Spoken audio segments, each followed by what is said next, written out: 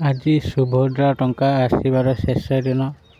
ଯେଉଁ ମହିଳାମାନେ ଏପର୍ଯ୍ୟନ୍ତ ସୁଭଦ୍ରାର ପ୍ରଥମ ପର୍ଯ୍ୟାୟ ଟଙ୍କା ଆଉ ଦ୍ୱିତୀୟ ପର୍ଯ୍ୟାୟ ଟଙ୍କା ପାଇନାହାନ୍ତି, ଆଜି ଶେଷ ଦିନ। ନମସ୍କାର ଦର୍ଶକ ବନ୍ଧୁ, ମୁଁ ଦୀପୁ ଆପଣମାନଙ୍କୁ ପୁଣି ଆଉଥରେ ଆମ ଚ୍ୟାନେଲରେ ସ୍ୱାଗତ ଜଣାଉଛି। ଆଜିର ଭିଡ଼ିଓଟି ସୁଭଦ୍ରାକୁ ନେଇ କିଛି ଅପଡ଼େଟ୍। ଚାଲନ୍ତୁ ଭିଡ଼ିଓଟିକୁ ଆରମ୍ଭ କରିବା। ଭିଡ଼ିଓଟିକୁ ଆରମ୍ଭ କରିବା ପୂର୍ବରୁ ଆପଣମାନଙ୍କୁ ଅନୁରୋଧ, ଆମ ଚ୍ୟାନେଲକୁ ସବସ୍କ୍ରାଇବ୍ କରନ୍ତୁ। ଚାଲନ୍ତୁ ଭିଡ଼ିଓଟିକୁ ଆରମ୍ଭ କରିବା। ଗତ 8 ତାରିଖ ଦିନ ବ୍ରହ୍ମପୁରରେ ଆମ୍ବପୁଆଠାରେ ସୁଭଦ୍ରାର ଦ୍ୱିତୀୟ ପର୍ଯ୍ୟାୟ ଟଙ୍କା ବଣ୍ଟନ କାର୍ଯ୍ୟ ଆରମ୍ଭ ହୋଇଥିଲା। ପ୍ରାୟତଃ କିଛି ହିତାଧିକାରୀଙ୍କ ଆକାଉଣ୍ଟକୁ ଏପର୍ଯ୍ୟନ୍ତ ବି ଟଙ୍କା ଆସିନି। କିଛି ହିତାଧିକାରୀ ଟଙ୍କା ପାଇଛନ୍ତି ତ କିଛି ହିତାଧିକାରୀ ଟଙ୍କା ପାଇନାହାନ୍ତି। ଆଉ କିଛି ହିତାଧିକାରୀ ସେପ୍ଟେମ୍ବର ମାସରୁ ଆପ୍ଲାଏ କରିଥିଲେ ବି ଏପର୍ଯ୍ୟନ୍ତ ସେମାନଙ୍କ ଆକାଉଣ୍ଟକୁ ଟଙ୍କା ବି ଆସିନାହିଁ। ସୁଭଦ୍ରାର ପ୍ରଥମ ପର୍ଯ୍ୟାୟ ଠାରୁ ଆରମ୍ଭ କରି ପଞ୍ଚମ ପର୍ଯ୍ୟାୟ ପର୍ଯ୍ୟନ୍ତ ଟଙ୍କା ବଣ୍ଟନ ହୋଇଛି। ତାପରେ ସୁଭଦ୍ରାର ଦ୍ୱିତୀୟ ପର୍ଯ୍ୟାୟ ଟଙ୍କା ବି ବଣ୍ଟନ ହୋଇସାରିଲାଣି। ଏବେ ବି କିଛି ଜଣଙ୍କୁ ଟଙ୍କା ମିଳିନାହିଁ।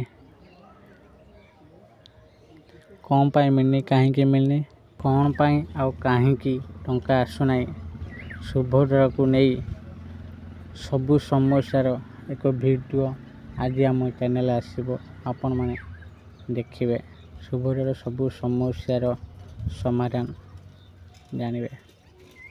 ଆଜି ଆମ ଚ୍ୟାନେଲରେ ସୁଭଦ୍ରା ସମସ୍ୟାକୁ ନେଇ ଏକ ଭିଡ଼ିଓ ଆସିବ। ଆପଣମାନେ ସେ ଭିଡ଼ିଓକୁ ଦେଖି ଜାଣିବେ କ'ଣ ସବୁ ସମସ୍ୟା ପାଇଁ ଟଙ୍କା ଆସୁନି। ଆପଣମାନେ ଆଜି ଗୋଟେ ଦିନ ଅପେକ୍ଷା କର। ପ୍ରାୟତଃ ଯେଉଁମାନେ ପାଇନାହାନ୍ତି ତାଙ୍କ ଭିତରୁ କିଛି ଜଣଙ୍କୁ ହୁଏତ ଆଜି ଟଙ୍କା ଆସିଯାଇପାରେ। ତ ଗୋଟେ ଦିନ ଅପେକ୍ଷା କର, କାଲି ବ୍ୟାଙ୍କ ଯାଇ ଚେକ୍ କରନ୍ତୁ। କିଛି ଜଣଙ୍କ କେସ୍ରେ ମେସେଜ୍ ଆସିନି, ହେଲେ ତାଙ୍କ ବ୍ୟାଙ୍କ ଖାତାକୁ ଟଙ୍କା ଯାଇଛି। ଆଉ କିଛି ଜଣଙ୍କ ପାଖକୁ ମେସେଜ୍ ଯାଇଛି, ତାଙ୍କ ଆକାଉଣ୍ଟକୁ ଟଙ୍କା ବି ଯାଇଛି। କିଛି ଜଣଙ୍କ ପାଖକୁ ମେସେଜ୍ ଯାଇନି, ତାପରେ ବି ତାଙ୍କ ଆକାଉଣ୍ଟ ଚେକ୍ କଲାବେଳକୁ ତାଙ୍କ ଆକାଉଣ୍ଟକୁ ସୁଭଦ୍ରା ଟଙ୍କା ଯାଇଛି।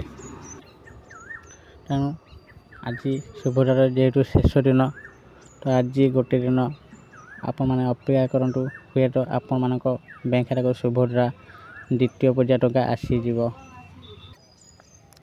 କାହିଁକି ନା ଏହାପରେ ଆଉ ସୁଭଦ୍ରା ଟଙ୍କା ଏବେ ଆଉ ଆସିବ ନାହିଁ। ଏକାବେଳେ ରାକ୍ଷୀ ପୂର୍ଣ୍ଣିମା ବେଳକୁ ଆସିବ। ଏବେ ଆଉ ସୁଭଦ୍ରା ଟଙ୍କା ଆସିବ ନାହିଁ। ଆଜି ଯେହେତୁ ଶେଷ ଦିନ, ତେଣୁ ଆପଣମାନେ ଅପେକ୍ଷା କରନ୍ତୁ। ଆପଣମାନଙ୍କୁ ଏଇ ଛୋଟିଆ ଇନଫର୍ମେସନ୍ ଦେବା ପାଇଁ ଚାହୁଁଥିଲି, ସେଥିପାଇଁ ଏଇ ଛୋଟିଆ ଭିଡ଼ିଓଟି ବନେଇଛି।